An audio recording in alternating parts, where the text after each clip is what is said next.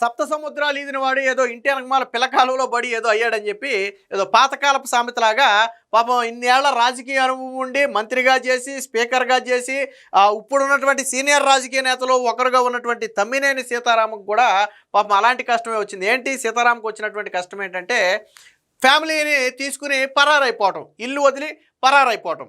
ఎవరైనా అనుకుంటారా ఎంత రాజకీయ అనుభవం ఉండి వైసీపీలో సీనియర్ నేతగా ఉన్నటువంటి ఒక వ్యక్తి రాత్రికి రాత్రి ఇల్లు వదిలేసి సొంత వాహనాలు ఫోన్లు ఇంట్లో వదిలేసి ఫ్యామిలీని తీసుకుని పరారైపోతాడని ఎవరైనా అనుకుంటారా? కానీ నిన్న జరిగింది అదే.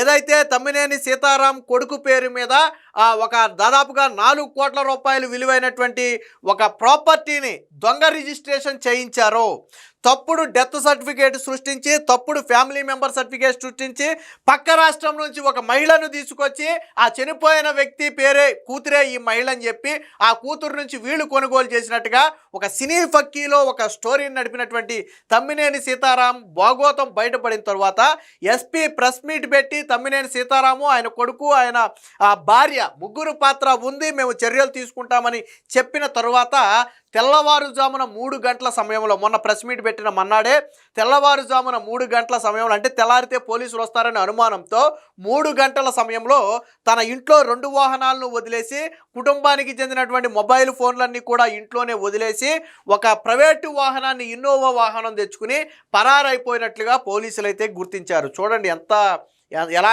బతికిన వాడికి ఎలాంటి కర్మ పట్టిందో. కేవలం అరెస్టు భయంతోనే కుటుంబం మొత్తాన్ని ఒకేసారి అరెస్టు చేసి జైలుకు పంపుతారనే భయంతోనే. ఎందుకనంటే 13 మంది ఈ కేసులో ఉంటే 8 మందిని ఆల్రెడీ అరెస్టు చేశారు, 14 రోజులు రిమాండ్ పడిపోయింది. 9వ వ్యక్తి సీతారాము, 10వ వ్యక్తి సీతారాం కొడుకైతే, 11వ వ్యక్తి సీతారాం భార్య, 12వ వ్యక్తి మాజీ హోంగార్డు త్రినాథరావు అనే ఒక వ్యక్తి, ఇక 13వ వ్యక్తి ఎవరైతే సబ్ రిజిస్టర్ ఉన్నారో అప్పుడు దొంగ రిజిస్ట్రేషన్ చేసినటువంటి సబ్ రిజిస్టర్ ఉందో ఆ లేడీ. సో ఈ లేడీని అరెస్ట్ చేయాలంటే ప్రభుత్వం నుంచి అనుమతి కావాలి, కానీ మిగతా వాళ్ళని అరెస్ట్ చేయడానికి ఎటువంటి అనుమతులు అవసరం లేదు. సో తెల్లవారితే పోలీసులు ఇంటికి వస్తారు, అరెస్టు చేస్తారనే భయంతో ఏకంగా మొబైల్, అంటే లొకేషన్లు దొరకకూడదనే ఉద్దేశంతో మొబైల్ ఫోన్లను, కొత్త మొబైల్ ఏమైనా తీసుకెళ్తే మనకు తెలిసి ఉండదు కానీ వాళ్ళు వాడుతున్నటువంటి మొబైల్ మొత్తం కూడా ఇంట్లోనే వదిలేసి తమకున్నటువంటి 2 కార్లను ఇంట్లోనే వదిలేసి అక్కడ నుంచి పరారైపోయినట్టుగా పోలీసులు అయితే చెబుతున్నారు. దీనికోసం ఆల్రెడీ గాలింపు కూడా మొదలుపెట్టారు. ఆ వాహనం ఎవరిది, ఎక్కడికి వెళ్ళారు అని సీసీటీవీ ఫుటేజ్ ఆధారంగా తమ్మినేని కుటుంబాన్ని వేట ప్రారంభించారు. చూడండి, చంద్రబాబు నాయుడిని గతంలో ఎన్నెన్ని మాటలు అన్నాడో మీరు అసెంబ్లీలో ఒకసారి గుర్తు చేసుకోండి. ఇప్పుడు సోషల్ మీడియాలో అదే వైరల్గా మారుతుంది. ఇన్ని కథలు చెప్పాడు, ఇన్ని మాటలు అన్నాడు, ఈరోజు ఇల్లు వదిలేసి కుటుంబంతో సహా పారిపోయాడని చెప్పి, ఒక దొంగలాగా పారిపోయాడని చెప్పి సోషల్ మీడియాలో ట్రోల్స్ కూడా నడుస్తున్నాయి. అంత పారిపోవాల్సిన కర్మ ఏంటో నాకు అర్థం కాల. లీగల్గా కూడా వెళ్ళొచ్చు. అయితే దీని వెనక ఉద్దేశం ఏంటంటే, న్యాయ నిపుణులు చెప్తున్న మాట ఏంటంటే, ముందు పోలీసులకు దొరకకుండా పరారైపోయి కోర్టు నుంచి ముందస్తు బెయిల్ తెచ్చుకుని అప్పుడు పోలీసులకు సరెండర్ అవ్వాలనే ఒక ఉద్దేశం, అప్పుడు కోర్టు రక్షణ ఉంటుంది కాబట్టి అరెస్టు చేయరనే ఒక ఉద్దేశంతోనే తమ్మినేని సీతారాం పారిపోయాడని చెబుతున్నారు. మరి దీని మీద ఏ వైసీపీ నేత ఇప్పటి వరకు నోరు వెప్పల. తన కుటుంబం అలా పారిపోవడం మీద కానీ, లేదా 4 కోట్ల రూపాయలు విలువైనటువంటి ఆస్తిని తన కొడుకు పేరు మీద రాపించుకోవడానికి సంబంధించి కానీ ఇప్పటి వరకు ఎవరు కూడా ఒక్క వైసీపీ నేత నోరు మెదపలేదు. అలా వైసీపీలో భూ కబ్జాల ఏ స్థాయిలో ఉన్నాయంటే వీళ్ళు ప్రజాప్రతినిధులుగా ఎలాగున్నారు నాకు అర్థం కాల. ఆయన స్పీకర్గా ఉన్నప్పుడు చేసినటువంటి ఘనకార్యం ఇది 2023లో. అసలు స్టోరీ ఆల్రెడీ నిన్న చెప్పుకున్నాం. నేను మళ్ళీ ఒకసారి రఫ్గా మీకు గుర్తు చేస్తాను. శ్రీకాకుళంలో ఒక 4 కోట్ల రూపాయలు విలువ చేసే 920 గజాలు స్థలం ఉంది. అది అందవరపు గోవిందరాజులు అనే వ్యక్తిది. ఆ వ్యక్తి 88-92లో లింగేశ్వరరావు, కనకలింగేశ్వరరావు అనే కుటుంబానికి అమ్మేశాడు. అంటే ఇప్పుడు ప్రాపర్టీ మొత్తం కూడా కనకలింగేశ్వరరావు కుటుంబానికి చెందుద్ది. అయితే ఈ కనకలింగేశ్వరరావు కుటుంబం ఎక్కడుంటుంది? హైదరాబాద్లో ఉంటుంది. అది చాలా ఏళ్ల తరబడి, దాదాపుగా ఏళ్ల తరబడి ఖాళీగా ఉంటే తమ్మినేని సీతారాం కొడుకు కన్ను దాని మీద పడింది. సో ఎలాగైనా దీన్ని దక్కించుకోవాలి. రిజిస్ట్రేషన్ పత్రాలన్నీ కూడా కనకలింగేశ్వరరావు పేరు మీద ఉన్నాయి. సో దీన్ని కదపకుండా ఏం చేయొచ్చు అనే ఆలోచన వచ్చినప్పుడే వీళ్ళకి ఒక ఆలోచన వచ్చింది. ఏంటది? అసలు గోవిందరాజుల పేరు మీద లింక్ డాక్యుమెంట్ బయటికి తీసి గోవిందరాజులు చనిపోయాడని, అతనికి ఒక కూతురు ఉందని చెప్పి ఒక తప్పుడు దారిలో ఈ మొత్తాన్ని రిజిస్ట్రేషన్ చేయించారు. ఏం చేయించారు? ఫస్ట్ బతుకున్న గోవిందరాజులు ఎవరైతే అమ్మిన వ్యక్తి ఉన్నాడో ఆ వ్యక్తి బతికే ఉన్నాడు. సో బతుకున్నటువంటి గోవిందరాజుల్ని చనిపోయినట్టుగా ఒక డెత్ సర్టిఫికేట్ సృష్టించారు. ఒకటి. రెండోది, డెత్ సర్టిఫికేట్ సృష్టించే సరిపోతా, రిజిస్ట్రేషన్ అవ్వదు. అతనికి ఎంతమంది సంతానం అనేది కూడా తేలాలి. సో ఎక్కువ మంది, వాస్తవానికి అతనికి 2 కొడుకులు 1 కూతురు. కానీ వీళ్ళు ఏం చేశారో తెలుసా? ఏ రజని, ఏ అంటే అడబాల రజని, వీళ్ళ పేరు అందవరపు, కానీ ఇది అడబాల. ఒడిశా నుంచి ఏ రజని అనే ఒక మహిళను తీసుకొచ్చి, అడబాల రజని అనే ఒక మహిళను తీసుకొచ్చి తన ఇంటి పేరు రికార్డులో పెట్టకుండా ఏ రజని అందవరపు గోవిందరాజు కూతురు అని ఒక ఫ్యామిలీ మెంబర్ సర్టిఫికేట్ సృష్టించి దాని ద్వారా రిజిస్ట్రేషన్ చేయించారు. వాస్తవానికి రిజిస్ట్రేషన్ అధికారి దీన్ని పట్టుకోవచ్చు, కానీ ఎందుకు పట్టుకోలేదంటే ఈ కుంభకోణంలో వాళ్ళు కూడా పాత్ర ఉంది కాబట్టి. ఏ రజని అంటే ఎవరు అనేది ఇంటి పేరు ధృవీకరించుకోవాల్సింది ఆ వ్యక్తే, కానీ సబ్ రిజిస్టర్ ధృవీకరించలేదు. ఒకటి. రెండోది, రిజిస్ట్రేషన్ సమయంలో పాన్ కార్డు ఇవ్వాలి లేదా ఫామ్ 60 పూర్తి చేయాలి. ఆ రెండు కూడా ఇవ్వలేదు, ఫామ్ 60 పూర్తి చేయలేదు. సో అంటే ఈ అడబాల రజని ఏ రజని అని పెట్టేసి గోవిందరాజుల ఏకైక కూతురు అని చెప్పి ఇప్పుడు ప్రాపర్టీ ఎవరిది అవుద్ది? గోవిందరాజుల కూతురుది అవుద్ది కదా. ఇప్పుడు గోవిందరాజు కూతురు అంట తమ్మినేని సీతారాం కొడుకు చిరంజీవి నాకు పేరు మీద రిజిస్ట్రేషన్ చేయించిందంట. అంటే వాళ్ళ నాన్న ఆస్తిని ఈ అమ్మాయి వీళ్ళకు అమ్ముకున్నట్టుగా ఒక ఎంటైర్ సినీ ఫక్కీలో ఒక స్టోరీని క్రియేట్ చేశారు. అక్కడ వరకు బాగానే ఉంది, దాన్ని జోలికి ఎవరు పోవట్లేదు కాబట్టి ఎవరికి అనుమానం రాలా. సో వాళ్ళకు కూడా లింగేశ్వరరావు కుటుంబం హైదరాబాద్లో ఉంటుంది, స్థలం ఖాళీగానే ఉంటుంది కాబట్టి వాళ్ళు పెద్ద పట్టించుకోవాలి. సో ఇప్పుడేమైంది, తమ్మినేని సీతారాం మనుషులు రీసెంట్గా ప్రహారీ గోడ కట్టే ప్రయత్నం చేశారు. వెంటనే సమాచారం ఇచ్చారు హైదరాబాద్లో ఉన్నటువంటి లింగేశ్వరరావు కుటుంబ సభ్యులకు, మీ ప్రాపర్టీలు ఎవడో ప్రహారీ గోడ కడుతున్నాడంటే అని సమాచారం ఇస్తే లింగేశ్వరరావు కుమారుడు జయరామో ఎవరో మొత్తానికి పరుగున వచ్చి అడ్డుకునే ప్రయత్నం చేస్తే, నువ్వెవడో అడ్డుకోవడానికి, ఇది తమ్మినేని సీతారాం కొడుకు పేరు మీద ఉంది ప్రాపర్టీ, రిజిస్ట్రేషన్ ఆయన పేరు మీద ఉంది, నువ్వెవడో పక్కకు పో అన్నారంట. ఒకసారిగా షాక్ తిన్నాడు ఆ వ్యక్తి.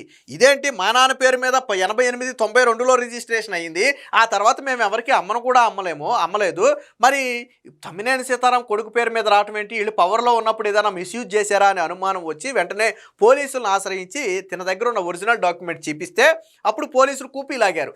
ఇతని దగ్గర ఒరిజినల్ డాక్యుమెంట్ ఉంటే మరి తమ్మినేని సీతారాం కొడుకు పేరు మీద ఉంది ఏంటి అని చిన్నగా కూపీ లాగితే, తీగలాగితే ఈ దొంకంతా గదిలింది. సో ఇది పైగా తమ్మినేని సీతారామే పెచ్చోడేం కాదు, ఈ పోలీసులు కేసుని తవ్వుతున్నారని తెలిసి హైకోర్టుకి వెళ్ళి ఇది సివిల్ మ్యాటరో పోలీసులు ఇన్వాల్వ్ అవ్వద్దని చెప్పి ఒక ఆర్డర్ తెచ్చుకున్నాడు.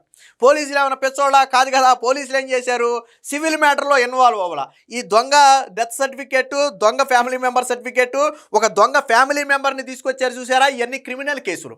సో ఇందులో ఇన్వాల్వ్ అయ్యి తీగ మొత్తం లాగేశారు. దాంతో ఇప్పుడు మొత్తం కుటుంబ సమేతంగా మొత్తం అన్నీ వదిలేసి పరారైపోవలసినటువంటి పరిస్థితి తమ్మినేని సీతారాంకి ఏర్పడింది. దీనికి సంబంధించిన వార్త కూడా ఒకటి వచ్చింది, ఒకసారి చూద్దాం. చూడండి, ఎలాంటి బతుకునోడు, రాజకీయాల్లో ఎంతెంత పదవులు అనుభవించిన వాడు, 5 ఏళ్ల పాటు పాపం మళ్ళీ ఈయన పెద్ద నామాలు బొట్లు పెట్టుకుని నా అంత శుద్ధపూసలేడని కబుర్లు చెప్తాడు. చంద్రబాబు గారి మీద స్పీకర్గా ఉన్నప్పుడు చంద్రబాబు మీద ఎన్ని అవాకులు చవాకులు పేలాడు. కర్మ అనేది ఎవరిని వదిలిపెట్టదు. ఆ రోజు సిరి అప్పలరాజు ఏమన్నాడు, చంద్రబాబు నాయుడికి మెంటల్గా కండిషన్ బాగాలేదు, ఇది ఖచ్చితంగా ఈయన్ని మెంటల్ హాస్పిటల్కి పంపాలని చెప్పి మాట్లాడాడు. ఈ రోజు ఏమైంది, వాళ్ళ కొడుకుని పంపాల్సిన పరిస్థితి వచ్చింది. సిదిరాప్పలరాజు కూడా పరారైపోవాల్సిన పరిస్థితి వచ్చింది అరెస్ట్ చేస్తారనే భయంతో. తమ్మినేని సీతారాం ఆ రోజు ఎన్నెన్ని మాటలు మాట్లాడాడు చంద్రబాబు నాయుడు మీద. కనీసం తెలుగుదేశం పార్టీ నుంచి వచ్చాడేమో, ఈయన రాజకీయ భిక్ష చంద్రబాబు నాయుడు పెట్టాడేమోనని కనీసం ఇంగిత జ్ఞానం లేకుండా అన్ని మాటలు మాట్లాడితే ఈరోజు కర్మేమైంది, కుటుంబంతో సహా మొత్తం అన్నీ వదిలేసి పారిపోవాల్సినటువంటి పరిస్థితి ఏర్పడింది. కర్మ అనేది వదిలిపెట్టదు, మనం చేసే పాపాలు అంత ఈజీగా వదిలిపెట్టవు. రాజకీయాల్లో విమర్శలు ప్రతి విమర్శలు కామనే, కానీ వ్యక్తిత్వ హననానికి పాల్పడటం కావచ్చు, లేకపోతే అలాంటి పనులు చేయటం కావచ్చు చాలా తీవ్రమైనటువంటి విషయం. వల్లభనేని వంశీ విషయం ఏమైంది, భువనేశ్వర్ గారిని విమర్శిస్తే ఏమైంది, 4-5 నెలల పాటు జైల్లో ఉండొచ్చాడు. కర్మ వదిలిపెట్టిందా? వదిలిపెట్టదు, ఎవరి కర్మ వదిలిపెట్టదు. పరారీలో తమ్మినేని భార్య కుమారుడితో కలిసి తప్పించుకున్న వైకాపా నేత సోమవారం తెల్లవారుజామున ఇల్లు ఖాళీ, నకిలీ పత్రాలతో భూ కబ్జా కేసులో నిందితులుగా తమ్మినేని కుటుంబం. సో వైకాపా నేత మాజీ స్పీకర్ తమ్మినేని సీతారాం కుటుంబంతో సహా పరారీలో ఉన్నారు. శ్రీకాకుళంలో సంచలనం సృష్టించిన 4 కోట్ల విలువైన భూ కబ్జా కేసులో తమ్మినేని, ఆయన భార్య వాణి, అలాగే కుమారుడు శ్రీరామ్ చిరంజీవి నాగు నిందితులుగా ఉన్నారు. బతికున్న భూ యజమానిని చనిపోయినట్లుగా నకిలీ పత్రాలు సృష్టించి ఏకైక వారసురాలంటూ ఒడిశాకు చెందిన ఒక మహిళను తెరపైకి తెచ్చి చేసిన భూ కబ్జా కుట్రలో తమ్మినేని పాత్రను పోలీసులు ఆదివారం బట్టబయలు చేశారు.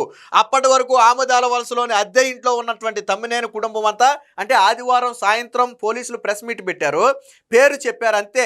సోమవారం అంటే ఆదివారం మిడ్ నైట్ తెల్లవారుజామున పరార్. అంటే తెల్లారితే పోలీసులు వస్తారనే భయంతో మనోడు పరారు. సో కుటుంబం అంతా తెల్లవారుజామున 3 గంటల ప్రాంతంలో తప్పించుకుని వెళ్ళిపోయారు. ఇంట్లో 2 సొంత కార్లు ఉన్నప్పటికీ ప్రైవేటు ఓ ఇన్నోవా కారును రప్పించి అందులో పరారయ్యారు. ఫోన్లు సైతం ఇంట్లోనే వదిలిపెట్టి వెళ్ళినట్టుగా తెలుస్తుంది. పోలీసులు ప్రత్యేక బృందాలతో గాలింపు చర్యలు అయితే చేపట్టారు. అంటే అరెస్టు తప్పదని భావించే పోలీసులు కళ్ళు గప్పి ప్రస్తుతానికి పారిపోయాడనేది ప్రధాన వాదన.